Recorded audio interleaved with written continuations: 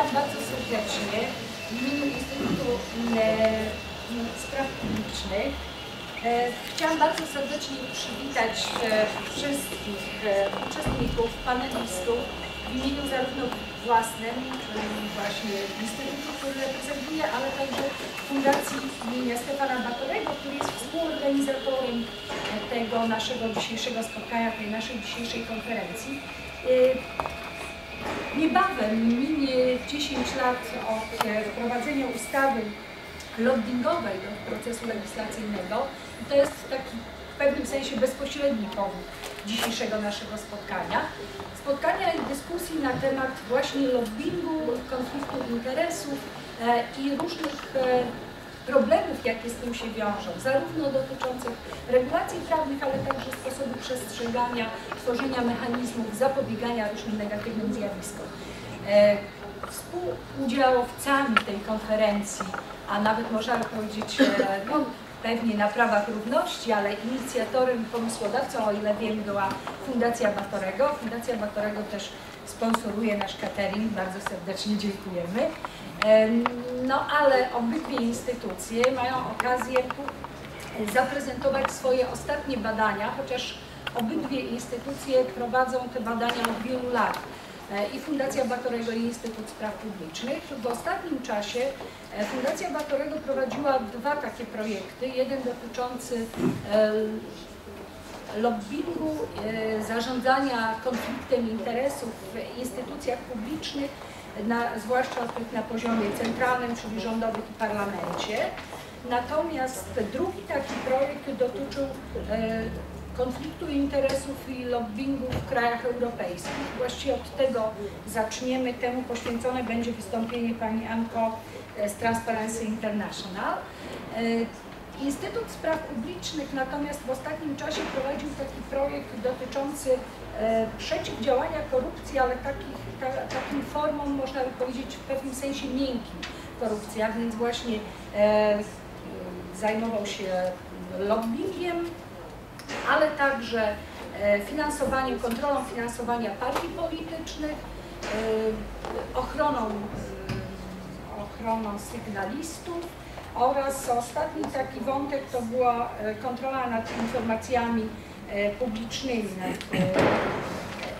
I wszystkie te kwestie, prawie wszystkie, bo sygnaliści byli już jakoś wcześniej, z tego co wiem, omówieni na odrębnej konferencji. Wszystkie te kwestie znajdują się w publikacji, która na razie jest dostępna online, ale niebawem także będzie dostępna w wersji drukowanej.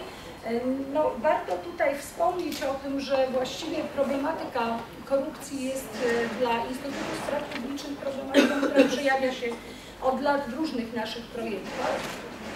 Ja przy okazji myślenia o tej konferencji, przypomniałam sobie, że właściwie na długo przed moją współpracą i byciem członkiem zarządu Instytutu Spraw Publicznych, no sama uczestniczyłam w takim projekcie, który IST finansował, dotyczącym właśnie korupcji.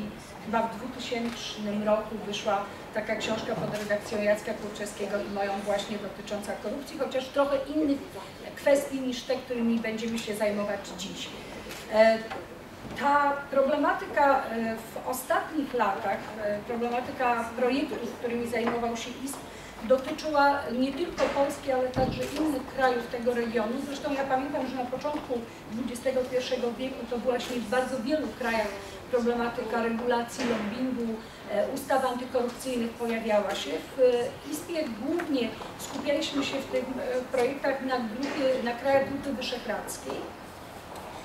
No ale też przez te 10 lat od czasu wprowadzenia ustawy lobbingowej, no to właściwie i różnych ustaw antykorupcyjnych, to właściwie istotne jest, jak sądzę, nie tylko to, jak regulowane są te kwestie, na ile skutecznie one są ścigane, karane.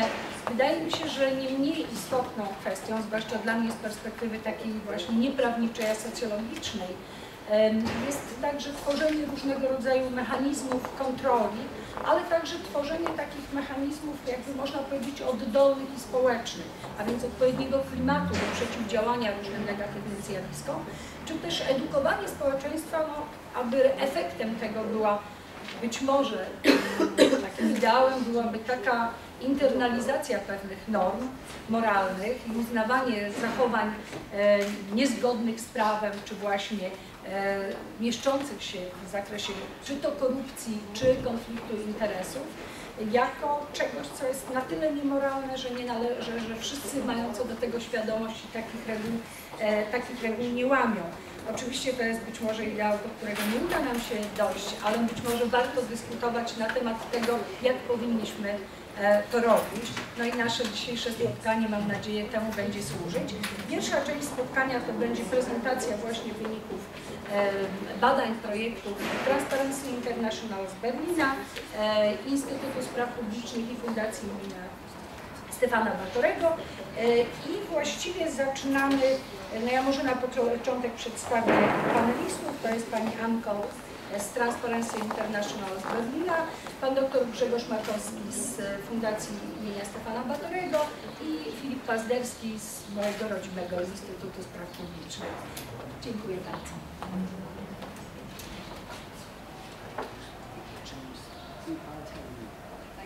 Thank you very much. I apologize for not being able to speak Polish, but thank you very much to the translator. I'm Anne Koch, as you heard. I'm the director of Europe and Central Asia at Transparency International in Berlin. It's the secretariat of Transparency International, which has organizations, about 100, over 100 actually, around the world. And I'm responsible for the organizations that span really from Denmark to Russia. There's about 50 of them.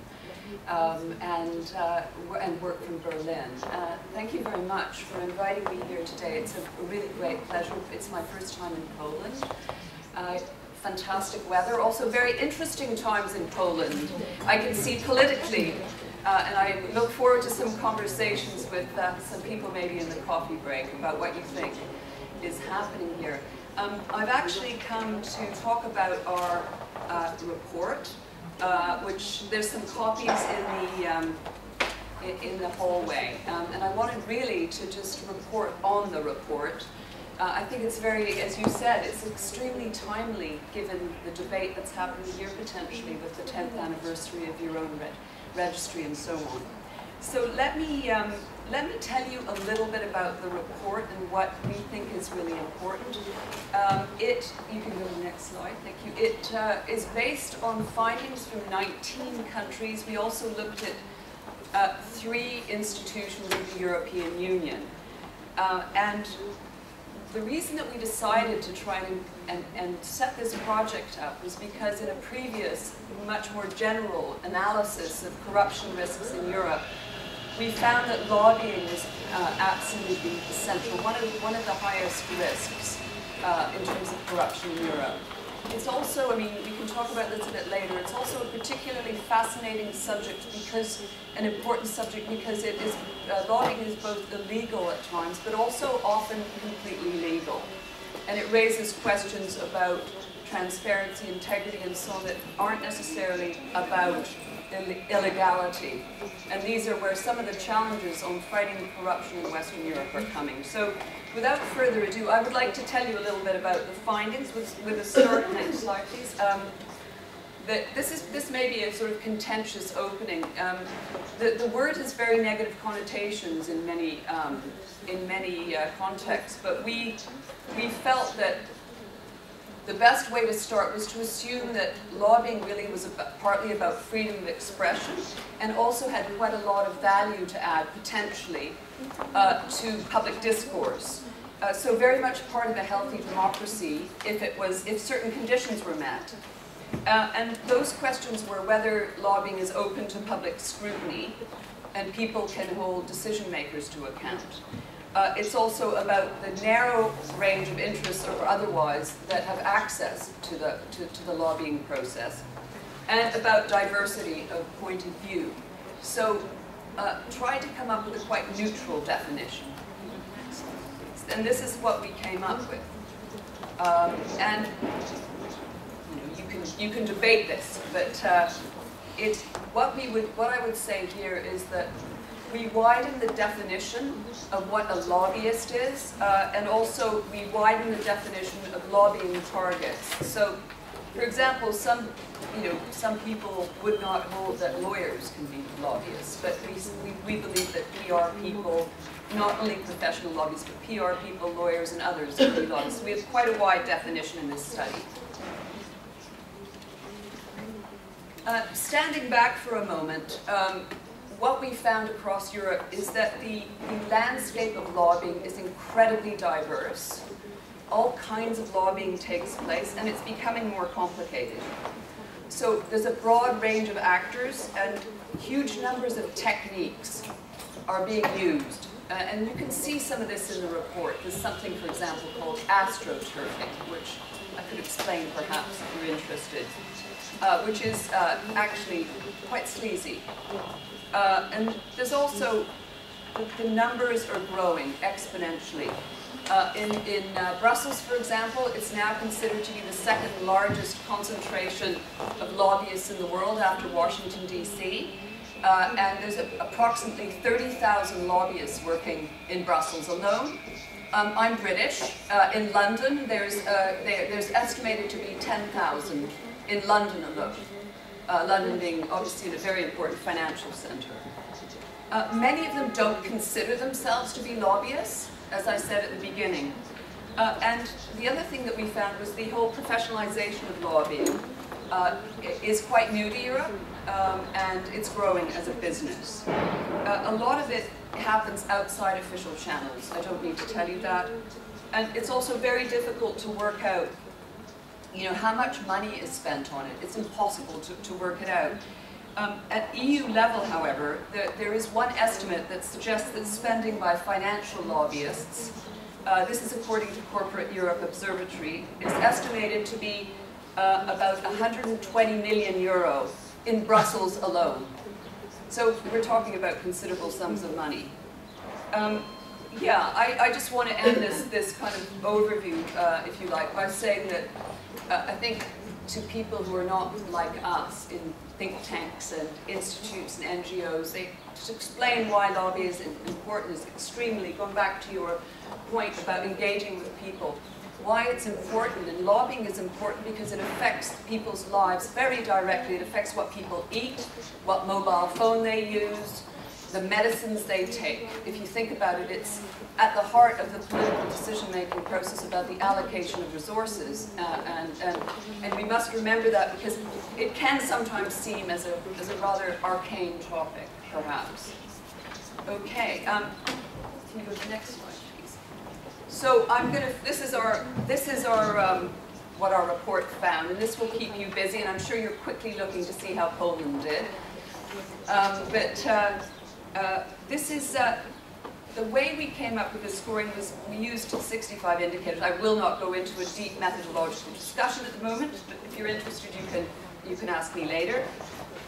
We used international standards and emerging best practice, and that we found the average among the 19 countries, as you can see there, it was only 31 points out of a possible 100. 0 represents the worst performance, and 100 the best potential performance. So you can see that lobbying standards across Europe are really far from ideal. I mean, there's no other way to look at this. And the top performer, Slovenia at 55, really only gets just over the pass mark. And actually they have some very interesting and rather good practices, which I'll talk to you a bit about.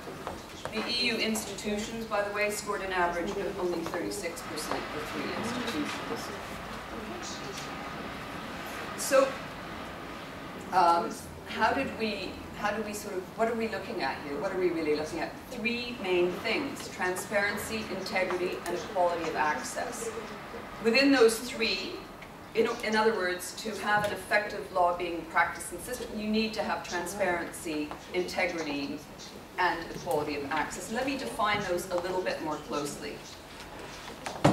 Transparency is to what extent the public have sufficient knowledge of who is lobbying, their public representatives, on what issues they're being lobbied and what the results of these lobbying efforts are.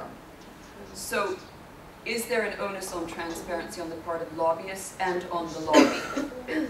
Integrity, this is just the issue of integrity is whether there are ethical frameworks for lobbyists of all kinds and companies, and also lobbying targets, often the government, obviously, or governments, and to what extent these are working. And then equality of access is basically, is there sufficient space in the system to allow for diverse participation in terms of policy making. And the thing is, it's important to look at these three things together. You can have all the transparency and integrity in the world, but if you have no equality of access, it's not going to be terribly effective, because the privileged few will continue to drive the decision-making process. And when we look at these scores we have scores for overall averages for transparency, integrity, and equality of access, and they're very low for the overall scores. Can you go to the next one, please? This slide really captures some of the risks involved. And I think this audience is highly informed. Perhaps I don't need to remind you what opaque lobbying leads to, ultimately damaged public goods through a complex chain, including, in some countries, even state capture. Now, the thing is that this is very interesting. There's been a lot of scandals, lobbying scandals, across Europe, which has brought the issue to the fore. I mean, in my own UK, where I come from, often. A recent one with two very eminent members of parliament caught on camera being offered money for supporting business, and they were actually caught by a journalist on camera. And I should say that this happened, and in the end of the day, there was nothing legally that they could do legally about it, and it's a kind of indication that the public registry, the lobbying register in the UK doesn't work. So we can maybe get back to that later. But you can see here, the point of this is to show how citizens, people are losing trust in governments. And one of the reasons they believe this is because they believe that the government is not working in their interests. And you can see some of the statistics cited here, which are clear evidence of that. So it's not like, although I said at the beginning, it's maybe not something that trips off the tongue every day of people lobbying. This is how people experience the problem. Now, I wanted just to, so it's not all doom and gloom. I wanted to break in the middle and just say that there are some very good things happening. And if you're working on this, I encourage you to look at the detailed work in the countries. The report that I'm talking about is an overview, but it is the product of 19 very in-depth reports. So let's look at Ireland. We've already put it up. Thanks. And you can see that Ireland is making some very good progress. The regulation of lobbying law will come into force in September, this September. It's a new one. And it actually has very many strengths. As you can see, lobbyists are required to register, and the oversight agency seems to be quite strong. And it doesn't only cover professional lobbyists. It also is being reviewed regularly, and it has a number of other very positive, encouraging elements to it. So if you could go to the next slide. However, we do need to know that there are also issues with this register, and I think by looking at these new initiatives very critically, we can keep the debate going and allow for the best practices to emerge from all these new developments taking place. You know, I'm raising these issues in a spirit of critical engagement. And this, I have to say, these points come from TI Ireland, our national organization who's been looking at this extremely closely. I'm not an expert on Ireland. Okay. It's also true that Slovenia, which has some really things to really look at in terms of what might work in the future in terms of regulation of lobbying. You can see that it's a dual reporting system, which means that the lobbyists have to report and those who are lobbied have to report, so you can compare stories. It's pretty critical, and they have on paper. They have a very, very good system, and as you'll see from the next slide, the issue really is one of mainly of implementation, and also, unlike Ireland, they have defined lobbying very narrowly. So you can see all these factors. If it's only professional lobbyists, then the external relations department of a huge company who sends representatives to spend a lot of time with government officials is excluded. Okay. So I just wanted now to return to those three areas and talk a bit more specifically about some of the things that can be done to enhance transparency and integrity. And there are effective solutions to undue influence in lobbying. What I again want to reiterate is, unfortunately, it's complex. They need to be pretty broad and comprehensive, the report found. So on transparency, measures need to be put into place to ensure that the public and journalists and so on have the opportunity to scrutinize all these lobbying interactions. Now, what is that? Well, how? I mean, access to information, effective access to information laws, obviously the registers, although as I said when I gave my example from the UK, that's not a panacea, and legislative footprints, which we could talk about at length. And in fact, our colleagues at the EU Office of TI in Brussels have written a very detailed proposal about how to implement legislative footprints. Unfortunately, it hasn't yet had any traction in the EU institutions, but they're working on that. Integrity, again, this has to do with codes of conduct that really work both for the lobbyists and lobbied, and regulation around revolving door. Very few countries in Europe, in the countries we looked at, really regulate revolving doors. So you have someone in government becoming a lobbyist immediately upon leaving office, which obviously leads to certain issues.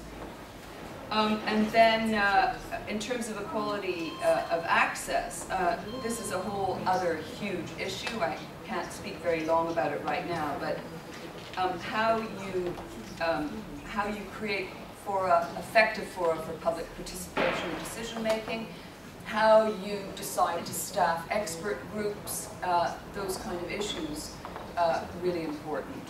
And I can't really I'm already going to speak too long, so perhaps we can talk a bit further about that. I do want to, again, show you one, in the next slide, one practical tool. Oh. Doesn't matter. Where in Slovakia, you have, in terms of public participation, you really have a very fascinating process and system of e-consultation. As you can see, that the government sessions have to be published online. Parties are allowed to comment, and there's always a set consultation period. And they really believe, our colleagues there really believe this has opened things up to the public. Again, it's not my specialty at all, and I've not actually scrutinized it myself. There are problems with it, I'm told, but it's doing something extremely positive. So, if you think about Ireland, if you think about this, if you think about, there's some really good practices. It seems to me one of the challenges is try to take some of those best practices and work out whether they fit the social, political context of any one given country. But this was one of the reasons we did this comparative study, was indeed to be able to see how we can use these tools. Okay, I'm now going to turn to the area I know very little about, which is Poland, but you can see it ranks about halfway down our table. Some of you may know this again, and it's only one of 7 countries in our report that has dedicated lobbying, lobbying regulation. I can tell you about the other countries in a moment. And so there you have, I'm going to end there. I mean, the people in this room and my colleagues are much better qualified to talk about Poland than myself. So thank you very much. And sorry I had to race through that. It's a dense and very rich report based on, again, hundreds and hundreds of pages of more in-depth reports. This is a mere summary. And happy to talk to you further if you're interested in anything in particular.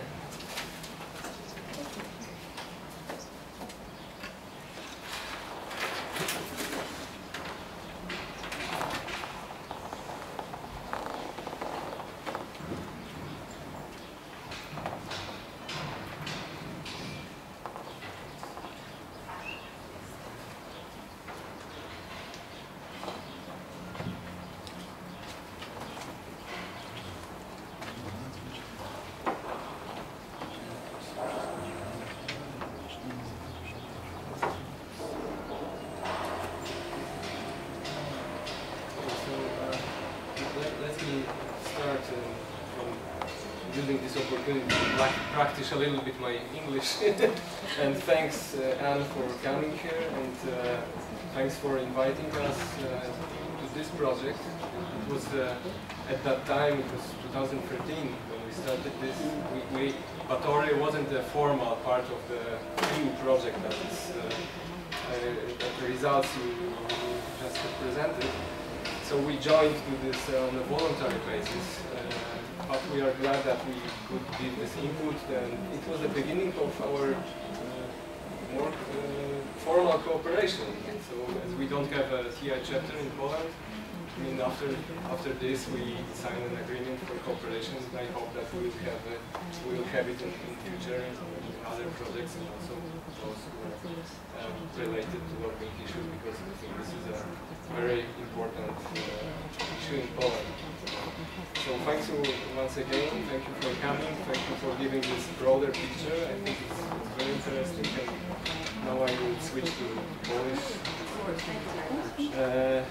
No i właśnie, skoncentruję się, postaram się skrócić nawet moją prezentację, żeby Państwu dać też możliwość trochę większą do zadania może pytań, i przede wszystkim Pani Anne Koch, i może mi również, może koledze Filipowi z Instytutu, odnośnie naszych projektów, naszych ustaleń, naszych raportów. I podstawą mojej prezentacji są tak naprawdę 2 projekty. Znaczy przede wszystkim ten, który tutaj jest dla nas punktem wyjścia, znaczy ocena uwarunkowań prowadzenia działalności lobbingowej w Polsce, ale też drugi projekt, który myśmy równolegle realizowali także we współpracy z TI, tym razem z TI Mołdawia i innymi oddziałami w Armenii i na Ukrainie, który był poświęcony konfliktowi interesów. I w którymś momencie te 2 projekty jakoś spotykały. Ja będę chciał tutaj w mojej prezentacji podkreślić tą właśnie kwestię no jednak nieuniknionego związku jakby źle uregulowanego lobbingu z ryzykiem konfliktu interesów, a którego efekcie może też się pojawić zagrożenie korupcją i innych nadużyć. Tak jak wspomniała Anne, my uzyskaliśmy w tej ocenie 33%. Ta liczba wzięła się stąd, że elementem tego projektu było wypełnienie takiego kwestionariusza, który opisuje, złożonego z 60 pytań w tym raporcie, który mogą Państwo pobrać z choru. Jest w załączniku ten kwestionariusz w całości. I on tak naprawdę opisuje takie oczekiwane najwyższe standardy, albo najlepsze, optymalne standardy, które powinny istnieć w danym kraju, żeby móc powiedzieć, że lobbying jest, powiem, bezpiecznie wykonywany i według prawidłowych reguł. Ja to traktuję, jestem socjologiem, traktuję to jako takie ćwiczenie jakościowe bardziej niż ilościowe, ale jednak ubranie tego w liczbę pokazuje, jednak uczula na pewne kwestie w sposób bardziej wyraźny, niż gdybyśmy o tym opowiadali wyłącznie na podstawie case'ów czy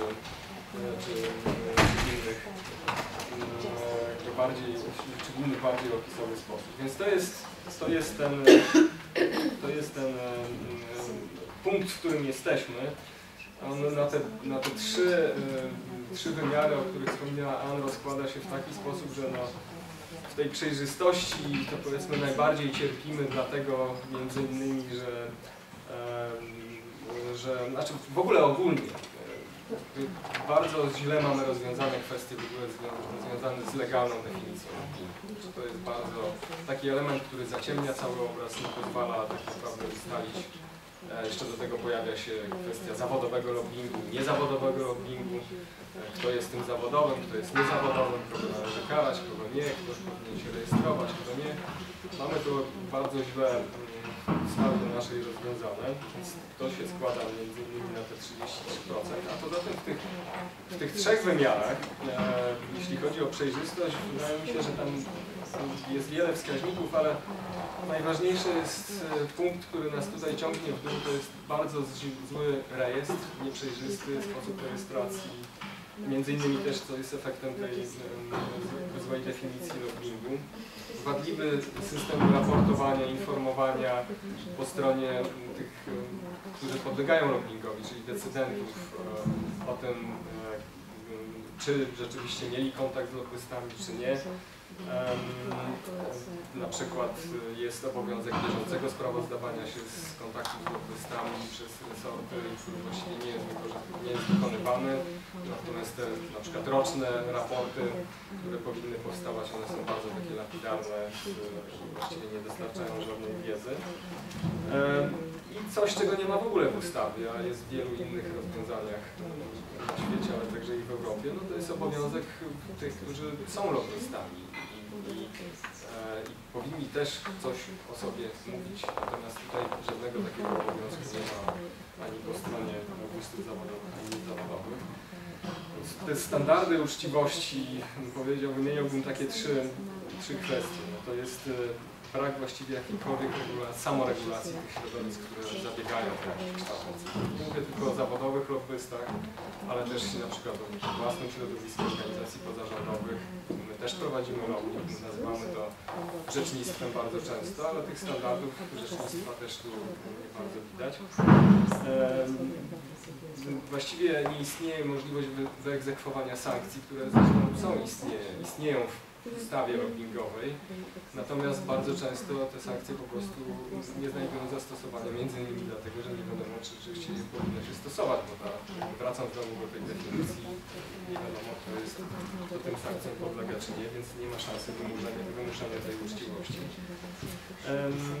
Właściwie coś, co uważam, że jest bardzo ważne, jeśli chodzi o te standardy, no to nieistniejące albo bardzo takie zdawkowe regulacje dotyczące właśnie obrotowych drzwi, które u nas są właściwie bardzo wąskie, dotyczą tylko wąskiej grupy urzędników i nie będę w tej chwili wchodził na to.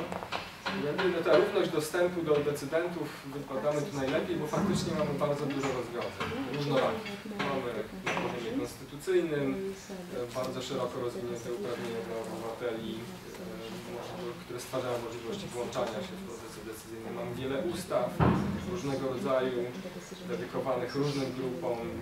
Organizacje mają ustawę o działalności pożytku publicznego, związki, ustawę o związkach, pracodawcy o pracodawcach, do tego jeszcze ustawa o komisji trójstronnej, za chwilę ustawa o Radzie Dialogu Społecznego. Na poziomie samorządowym, no to tam już w ogóle jest, tak powiem, cały kalejdoskop różnego rodzaju rozwiązań. Tylko problem polega na tym, że to jest chaos, bardzo duży chaos.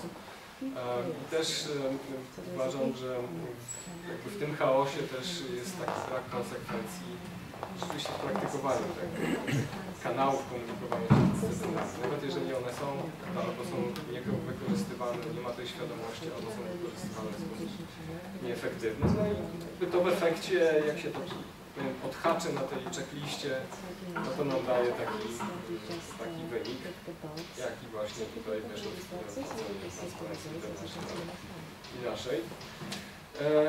Ale to, co myśmy się skupili w naszym opracowaniu i to, co ja uważam jako główny autor tego podsumowania właściwie, no bo to nie jest jakieś pogłębione studium, to jest tak naprawdę pewne zebranie myśli, które już przez te 10 lat jakoś funkcjonują w naszym obiegu.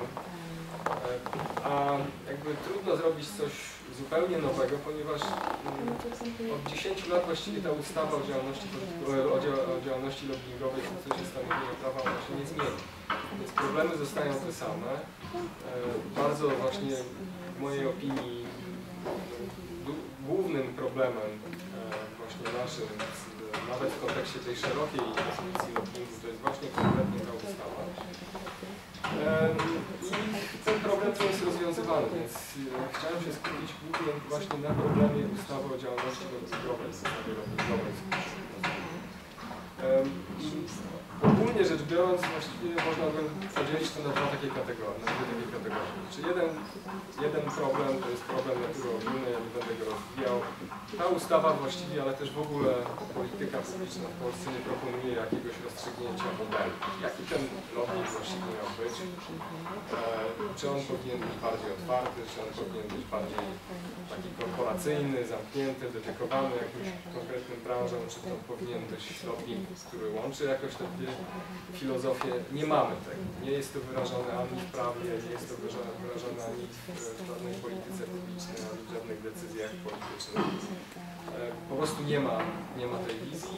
Raczej chyba ciążymy w tym kierunku takiego lobbingu korporacyjnego, tak to nazwę, ale to tylko dlatego, że są tacy aktorzy, którzy to ciążenie bardzo wymagają. Myślę tu o związkach zawodowych, organizacjach pracodawców. Więc mamy taki problem, jak powiem, filozoficzny, a niżej tego ogólnego problemu to mamy problem konkretnie z tą ustawą o działalności lobbingowej w procesie stanowienia prawa, która, jak wspomniałem, obarczona jest mankamentami ciągle tymi samymi od lat. To jest wspomniana przeze mnie właściwa definicja. To są wszystkie te pozorne mechanizmy kontroli, które albo są pozorne już na poziomie samej litery prawa, albo pozorne na poziomie praktyki, bo po prostu nie są wykorzystywane. Ale poza tym no, to jest bardzo taka duża wycinkowość tej ustawy.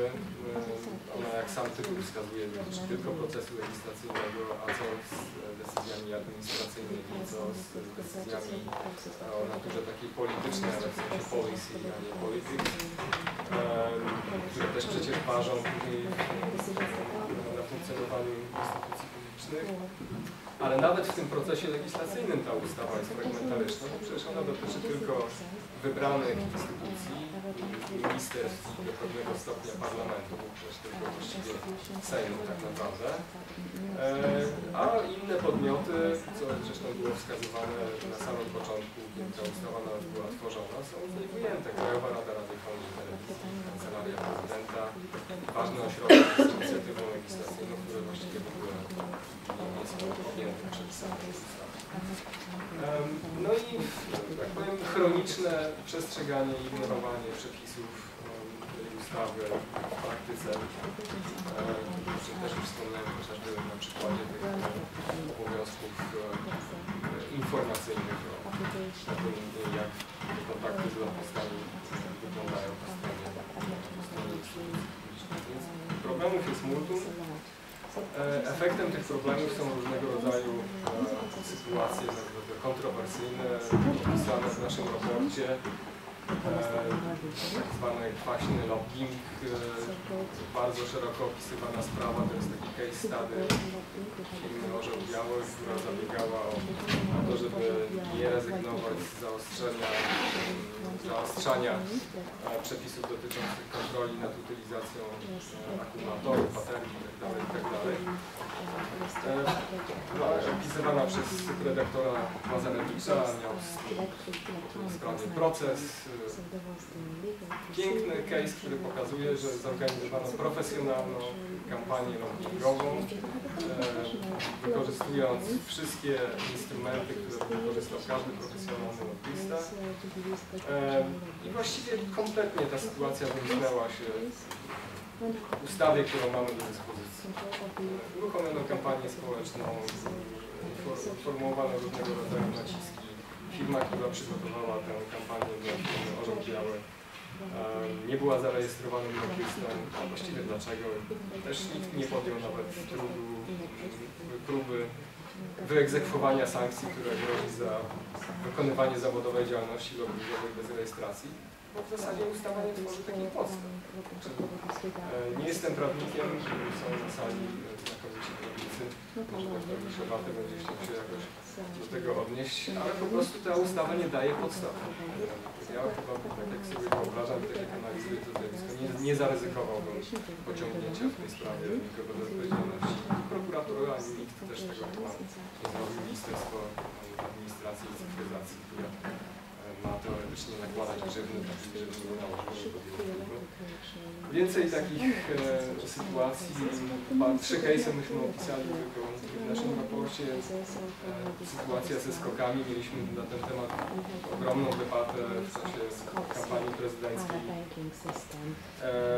Tam też również właściwie trudno kogokolwiek pociągnąć do odpowiedzialności, mimo że w lobbying de facto byli zaangażowani i posłowie, i urzędnicy kancelarii prezydenta i właściwie wszystko się odbyło bez jakichkolwiek konsekwencji, ale w sposób bardzo nieprzejrzysty dla opinii publicznej. W mojej opinii podobna sytuacja jest związana z projektem ustawy o tak zwanej w skrócie Radzie Dialogu Społecznego, który pokazuje, że można kanalizować ten wpływ, który ma ewidentnie lobbyingową naturę, przez instytucje, które u nas są nazywane instytucjami dialogu społecznego. Projekt ustawy powstał poza instytucjami dialogu społecznego, poza Komisją Dwustronną. Został napisany właściwie w 90% przez związki zawodowe, które przekazały gotowy projekt i prezydentowi, i ministrowi pracy i polityki społecznej. Właściwie teraz przeszedł bez żadnych poprawek, już jest zaakceptowany przez rząd, niebawem trafi do Sejmu. Stworzy prawdopodobnie precedens w ogóle w systemie prawnym, ponieważ jeśli ta Rada powstanie, będzie miała własną quasi-inicjatywę legislacyjną, która nie będzie podlegała tym rygorom, na przykład, którym podlegają teraz ministerstwa, które są całkiem dobre standardy, trzeba powiedzieć, procesu tworzenia prawa, obowiązkom konsultacyjnym, ujawniania projektów. Tam tego nie będzie, stworzono na bazie dialogu społecznego tak naprawdę nie tylko quasi-inicjatywę legislacyjną, ale też quasi-instytucję lobbyingową dla konkretnych grup, konkretnych instytucji, bo chodzi tu o kilka konkretnych centrach związkowych i organizacji pracodawców, a cała reszta jest z boku. Dla mnie to jest też przypadek, czysty przypadek korporacyjnego lobbingu. I takich sytuacji można byłoby wymieniać więcej. W raporcie też pokazujemy jedną dobrą praktykę, nie ma czasu, żeby wchodzić. Poza tym istnieje cała otoczka, że tak powiem, tego systemu regulacji lobbingu związana ze składaniem oświadczeń majątkowych, ich publikowaniem, kontrolą. Te oświadczenia powinny tworzyć, ten system składania oświadczeń majątkowych przez funkcjonariuszy publicznych powinien tworzyć taką bazę do lepszej kontroli funkcjonariuszy publicznych i tego, czy oni właśnie nie popadają w konflikt interesów związany między innymi z wpływem też lobbystów. Kontrola, o czym wspominałem, brak kontroli nad zjawiskami obrotowych drzwi, właściwie roczną karencję, która obowiązuje tylko wybranych urzędników, funkcjonariuszy publicznych. Bardzo często też jest wyłączane są te karencje, można od nich odchodzić. Większość wniosków, które wpływają do komisji, która rozstrzyga to przy premierze, te zwolnienie z obowiązku rocznej karencji jest rozpatrywana pozytywnie, ale nie wiadomo właściwie dlaczego, kto to wnioskuje.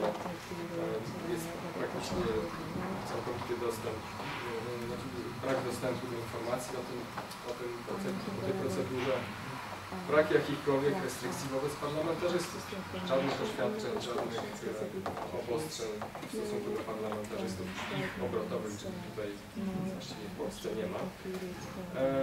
No i ów konflikt interesów, który nam wyszedł z tego drugiego projektu badawczego.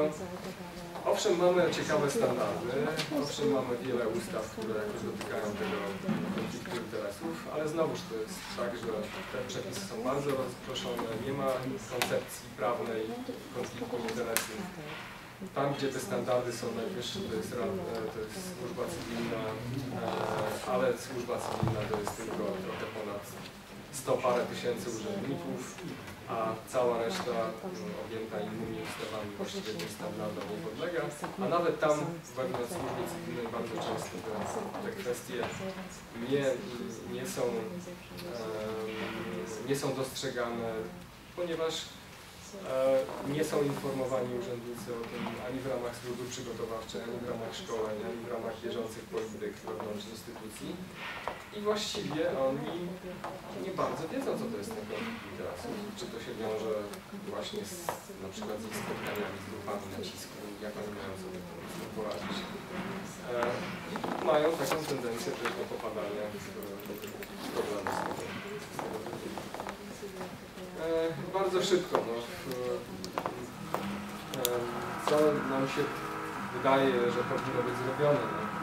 Jeżeli się koncentrujemy tylko na tej ustawie lobbingowej, no to na pewno trzeba rozważyć nowelizację tej ustawy, głęboką nowelizację, albo wręcz przyjęcie nowej regulacji.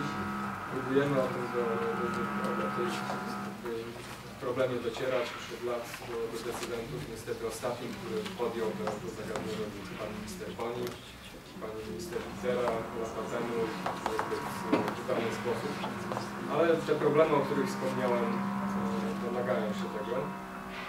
Ale jeżeli nawet tej ustawy nie nowelizować, nie przyjmować nowej ustawy, no to wymaga jakiegoś zaangażowania politycznego, żeby przynajmniej próbować przestrzegać te regulacje, które w tej chwili są. Nie tylko w sensie politycznym z samej góry, ale też w sensie bardziej praktycznym na poziomie dyrektorów generalnych, tam gdzie można to rozwiązać w sposób zmiany sposobu zarządzania instytucjami, podnoszenie tych zjawisk, tworzenie lepszych standardów, kontaktu z lobbystami, tych polityk, informowanie o tym wewnątrz urzędu w sposób bardziej efektywny. Można coś jeszcze z tej regulacji próbować wykrzesać, jeżeli nie ma woli politycznej, żeby ją zmienić. No i plus są te kwestie, o których wspominałem, czyli oświadczenia majątkowe, brak przepisów dotyczących obrotowych drzwi, uporządkowanie przepisów dotyczących i konfliktu interesów, ale też i tych różnych innych forów, na których obywatele mają możliwość dialogu, dostępu do decydentów. Tam jest bardzo duży nieład, a w nieładzie, jak powiem, istnieje bardzo duże ryzyko wpływania w sposób nieuprawniony. No, liczymy na to, czy ten rząd już pewnie nic nie zrobi, nie wiadomo, kto wygra przyszłe wybory, ale liczymy na to, że kolejny rząd zechce się pochylić nad tymi zagadnieniami. Jest od zeszłego roku program przeciwdziałania korupcji do 2019 roku. Jest tam przepis mówiący o kwestii przejrzenia przepisów dotyczących działalności lobbingowej. Dobrze by było, gdyby kolejny rząd potraktował ten program w sposób poważny i też konkretnie ten punkt